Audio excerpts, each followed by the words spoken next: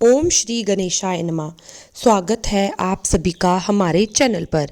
आज है गणेश चतुर्थी और आज के दिन चौथ माता की कथा सुनने से सभी प्रकार के संकटों का नाश होता है। तो अगर आपने व्रत किया है अत्यंत श्रेष्ठ है, अगर व्रत नहीं किया तो भी कथा अवश्य सुननी चाहिए। कथा सुनने मात्र से ही भगवान गणेश की कृपा से सभी प्रकार के संकट दूर होते हैं। तो आइए आज की इस वीडियो में हम सुनते हैं चौथ माता के व्रत की कथा। एक नगर में एक बूढ़ी माँ रहती थी। वह अपने बेटे की सलामती के लिए 12 महीनों की चौथ का व्रत किया करती थी। प्रत्येक चौथ को पंसारी से थोड़ा सा गुड़ और घी लाकर 4 लड्डू बनाती, एक बेटे को देती, एक से पूजा करती और एक हथकार के लिए निकालती और एक चांद उगने पर खुद खा लेती। एक समय की बात है कि उसका बेटा ताई से मिलने गया।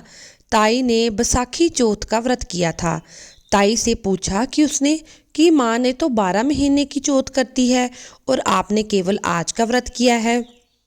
तो उसकी ताई बोली, तेरी माँ तेरी कमाई से तर माल खाने के लिए 12 महीने का चौथ व्रत करती है।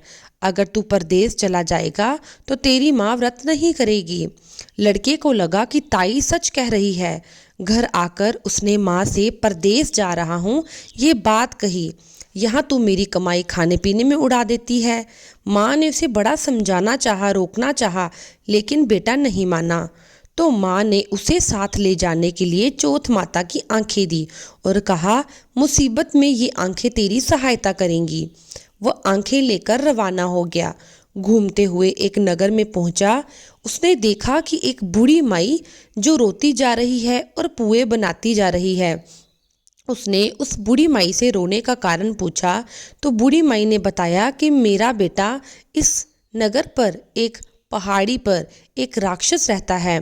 पहले नगर में आकर वह सब लोगों को खा जाता था, पर अब राजा का आदेश है कि हर घर से एक आदमी दैत्य के पास भेजा जाएगा और आज मेरे बेटे की बारी है, इसलिए मैं रो रही हूँ और उसके लिए पुए बना रही हूँ।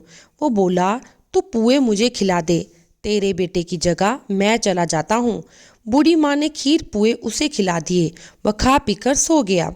रात को राजा के सैनिक आए तो बूढ़ी माई ने उसे भेज दिया। दैत्य के सामने पहुंचने पर उसने चौथ माता की आंखें दैत्य की तरफ फेंक दी और कहा, हे चौथ माता, यदि मेरी माँ मेरी सलामती के लिए व्रत करती है तो दैत्य का सिर कट कर गिर जाए। तुरंत ही दैत्य का सिर कट गया। लड़का वापस आ गया। राजा ने उसे उपहार देकर विदा किया। चलते हुए वह दूसरे राजा के नगर में पहुंचा। इस राज्य में आवा तभी पकता था जब एक इंसान की बलि दी जाती थी। सिपाहियों ने उसे पकड़कर आवे में चुन दिया। लड़के ने आंखें आवे में डाली और कहा, हे चौथ माता, यदि मेरी माँ मेरे लिए व्रत करती है तो ये आवा मेरी बलि बिना ही पक जाए। और बस ऐसा ही हुआ। आवा तुरंत पक गया। आवे में से मिट्टी की जगह सोने चांदी के बर्तन निकले। अंदर से लड़का बोला, बर्तन धीरे धीरे निकालना, कहीं मुझे लग ना जाए। राजा ने ये सुना तो उसे निकलवाया और पूछा कि तुम कैसे बच गए। तो लड़के ने बताया कि मेरी माँ चौथ का व्रत करती है और उसी व्रत के कारण मैं बच गया। राजा को विश्वास नहीं हुआ। उसने एक चांदी की सुराही मंगवाई और कहा कि सुराही की नली से निकल कर दिखाओ, तब भी मुझे विश्वास होगा। लड़के ने चौथ माता की याद कर आंखें सुराही में डाली और कहा, माँ मैं भंवरा बनूं, सुराही से निकल जाऊं। लड़का भंवरा बनकर सुराही से निकल गया। राजा ने खुश होकर राजकुमारी की शादी उसके साथ करवाई और सभी लोगों को चौथ माता का व्रत करने को कहा। तब उसे माँ की याद आई। उसने राजा के पास जाकर खुद के नगर जाने की इच्छा व्यक्त की। राजा ने रथ, घोड़ा, हाथी, खूब सारा धन दहेज देकर उसे विदा किया। चौथ के दिन जब वह अपने नगर में पहुंचा, वो अकेला पंसारी की यहाँ माँ का इंतजार करने लगा। सोचा चौथ है तो माँ जरूर आएगी। थोड़ी देर बाद लकड़ी टेकती हुई माँ आती दिखी तो बेटा माँ के चरणों में गिर पड़ा और कहा, माँ मैं तेरा बेटा हूँ, मुझे माफ कर। माँ ने उसे गले लगा लिया। लोग चौथ माता की जय जयकार करने लगे उस नगर के सभी लोग चौथ माता का व्रत करने लगे। हे चौथ माता, जैसी बूढ़ी माँ और उसके बेटे की सहायता की, वैसे हमारी भी करना, और जो ये कथा सुने पढ़े उस पे अपनी कृपा करना। बोलिए चौथ माता की जय, गणेश महाराज की जय। अब सुनिए गणेश जी की कथा। एक समय की बात है, भगवान विष्णु का विवाह लक्ष्मी जी के साथ निश्चित हो गया। विवाह की तैयारियां चल रही थी।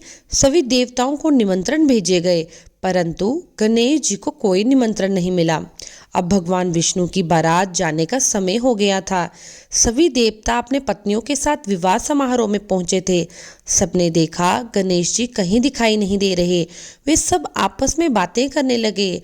क्या गणेश जी को न्योता नहीं भेजा गया? गणेश जी यहाँ स्वयं नहीं आए? सभी को इस बात पर आश्चर्य होने लगा। तभी सबने विचार किया कि भगवान विष्णु से ही इसका कारण पूछ लेते हैं। तो जब भगवान विष्णु से इसका कारण पूछा गया तो उन्होंने बताया कि हमने गणेश जी के पिता भोलेनाथ महादेव को न्योता भेजा है। यदि गणेश जी अपने पिता के साथ जाना चाहते हैं तो आ जाएं। अलग से न्योता देने की क्या ज़रूरत है? दूसरी ये बात है कि उनको 1.25 मन मूंग, 1.25 मन चावल, 1.25 मन घी और 1.25 मन लड्डू का भोजन दिन भर में चाहिए। अब यदि गणेश जी इतना खाएंगे तो किसी के यहाँ उन्हें कैसे ले जा सकते हैं? यदि गणेश जी नहीं आएंगे तो कोई बात नहीं, दूसरे के घर जाकर इतना खाना पीना अच्छा नहीं लगता। इतनी बातें हो रही थी तो किसी ने सुझाव दिया कि गणेश जी यदि आ जाएं तो उनको द्वारपाल बनाकर बिठा देंगे और उनसे कहेंगे आप यहीं पर रहना और घर की देखभाल करना। आप तो चूहे पर बैठकर धीरे धीरे चलोगे तो बारात बड़ी पीछे रह जाएगी। ये सुझाव सबको पसंद आया और भगवान विष्णु ने इस पर सहमति दे दी। होना क्या था, इतने में गणेश जी वहां आ गए। समझा बुझाकर घर की रखवाली करने के लिए उनको बिठा दिया। बारात चल दी। जब नारद जी ने ये देखा कि गणेश जी दरवाजे पर बैठे हुए हैं तो जाके उन्होंने गणेश जी से पूछा कि आप यहाँ क्यों रुके हैं, बारात में आपको नहीं जाना? तब गणेश जी ने बताया कि भगवान विष्णु ने मेरा बड़ा अपमान किया है। नारद जी ने कहा ऐसा करो कि आप अपनी मूषक सेना को आगे भेज दो, वो रास्ता खोद देंगे जिससे उनके वाहन धरती में धंस जाएंगे। तब उनको आपको सम्मान पूर्वक बुलाना ही पड़ेगा। अब तो गणेश जी ने अपनी मूषक सेना जल्दी से आगे भेजी और कहा जाओ तुम जाके नीचे की जमीन पोली कर दो। और ऐसा ही हुआ, उन्होंने जमीन को पोली कर दी। जब बारात वहां से निकली तो रथ के पहिए धरती में धंस गए। लाख कोशिश की परंतु पहिए नहीं निकले।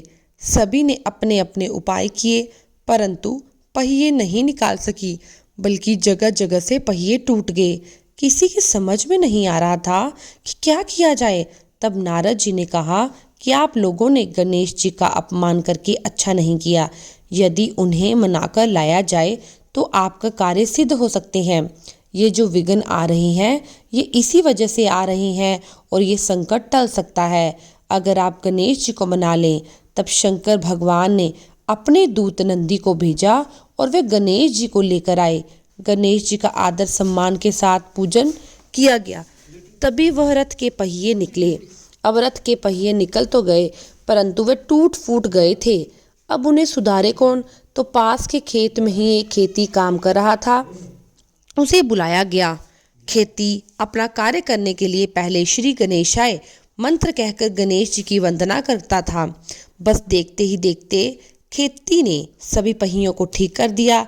अब खेती कहने लगा देवताओं, आपने प्रथम पूज्य गणेश जी को नहीं मनाया होगा, ना ही उनका पूजन किया होगा, इसलिए आप पर यह संकट आया है। हम तो मूर्ख अज्ञानी हैं पर फिर भी पहले गणेश जी की पूजा करते हैं, उनका ध्यान करते हैं। आप लोग तो देवतागण हैं, फिर भी आप गणेश जी को भूल गए। अब आप लोग भगवान श्री गणेश की जय जयकार भूलकर जाएं तो आपके सभी काम बन जाएंगे और कोई संकट नहीं आएगा। जब भी हम कोई नया काम शुरू करते हैं तो सबसे पहले गणेश जी की जय जयकार करनी चाहिए। फिर ऐसा कहते हुए बारात गणेश जी की जय जयकार करते हुए वहां से चली गई और फिर भगवान विष्णु और लक्ष्मी का विवाह संपन्न हुआ बड़ी कुशलता के साथ। हे गणेश जी महाराज, जैसे आपने भगवान विष्णु का कार्य सिद्ध किया वैसे सभी का कार्य सिद्ध करना। जो ये कथा पढ़े सुने उसके सभी मनोरथ पूर्ण करना। बोलिए गजानन भगवान की जय, गणेश भगवान की जय। अगर आपको मेरी वीडियो पसंद आती है तो चैनल को लाइक शेयर सब्सक्राइब जरूर करें। और संकष्टी चतुर्थी आज 5 मई 2026 है। आज संकष्टी चतुर्थी का जिसने भी व्रत रखा है, अगर व्रत नहीं भी रखा तो भी हमें कथा अवश्य सुननी चाहिए। कथा सुनने से हमारी सारी मनोकामनाएं पूर्ण होती हैं।